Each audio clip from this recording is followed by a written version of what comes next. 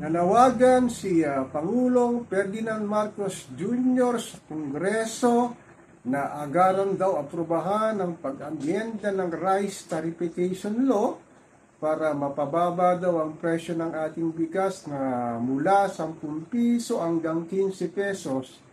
Grabe, ano? Eh, ang pinakamurang bigas ngayon sa tindahan, sa palengke, 50 pesos isang kilo na pangit pa. Ang sinasabi ni PBBM, kung ibababa daw ang presyo ng bigas na 10 hanggang 15 pesos, sabi ng mga netizen, baka ito'y NFA rice lang. Na alam naman natin, pagka ganitong klase ng bigas, alam natin na super hindi maganda ito. Ito pa, alam ba ninyo na ang Pilipinas ang number 1 na largest world importer ng bigas? Sa taong ito, umaabot ng 4.1 million metric tons ang ating inimport sa mga karatig na bansa. Nasurpass na ito yung nakaraang taon daw nag-import tayo ng 3.9 million metric tons. Ang ating bayan talaga, agriculture country tayo, nakapagtaka lang bakit yung mga namumuno sa ating gobyerno ay nag-i-import pa ng bigas, lalo ng Department of Agriculture. Kung inyo matatandaan, noong dekada 60, 80, yung mga kalapit na bansa natin, katulad ng Vietnam, Cambodia, Malaysia, ay nagpupunta rito sa ating bayan para mag-aral ng farming, lalo na yung mga paano magtanim ng palay. Ngayon, baliktad na. Tayo na nag-i-import sa ating mga kapitbahay na bansa para kumuha ng bigas. Grabe, ano? Kaya ang sabi ng mga magsasaka sa kanayunan, ang talaga daw kumikita rito yung mga middleman, trader, lalo na yung mga nag-i-smuggle ng bigas. Grabe itong administrasyon ni Ferdinand Bongbong Marcos Jr., ano?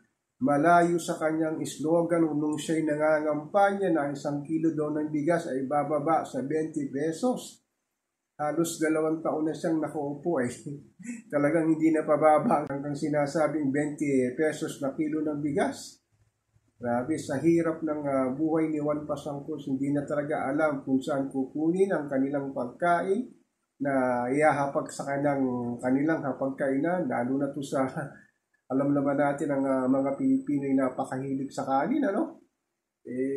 Grabe itong nangyayari sa kanyang administrasyon sa problema ng Chacha, West Philippine Sea at sa kanyang pulburon issues. At sa dami ng problema ng nangyayari sa ating gobyerno, ito pa ang nangyayari sa atin, ano, pati bigas ay ini-import ng ating mga namumuno sa DA. Alam naman natin na napakayaman ng ating agrikultura, pero ang ating mga namumuno talaga hindi nila magawa ng paraan. Hindi lang presyo ng bigas, yung mga sibuyas, mga gulay ay talagang mataas din ang benta. Ano kaya ang dapat gawin ni PBBM para mapababa ang mga presyo ng bilihin, lalo na itong issue ng bigas na talagang walang humpay din ng pagtaas?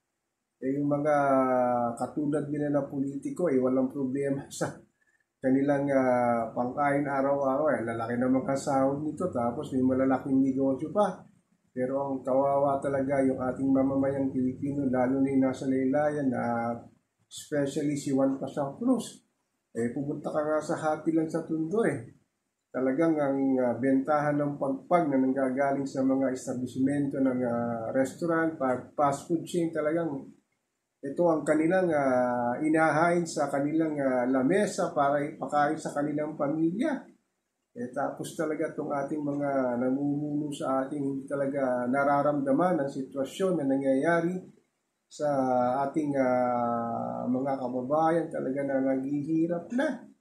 Sana naman, Mr.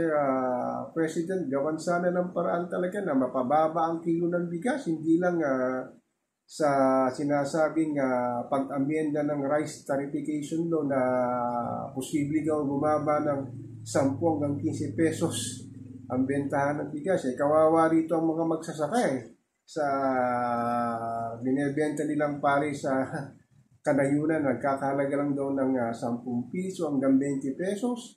Tapos pagdating sa mga trader, mga middleman, siyang kumikita ng malaki na dinadala dito sa Metro Manila para ibenta sa ating mga palengke, sa ating mga supermarket.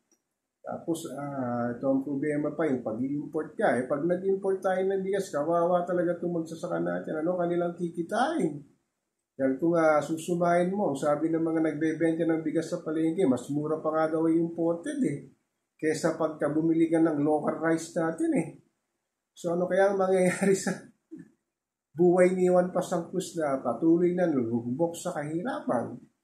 So ako po si Papa Ken, patuloy po akong magmimiron, magmamatyag sa kahantungan ng pang-araw-araw na buhay na nararanasan ni Juan Pasangkus sa ating mahal na inang bayan.